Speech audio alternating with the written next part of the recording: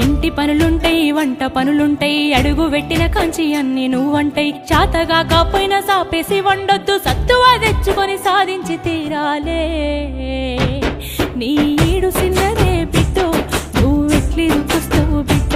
జర్రయాదిలా జర్రయాదిలా జర్రయాది నుంచోకోవే బిడ్డో అడుగు పెడుతున్న తొట్టోరిల్లు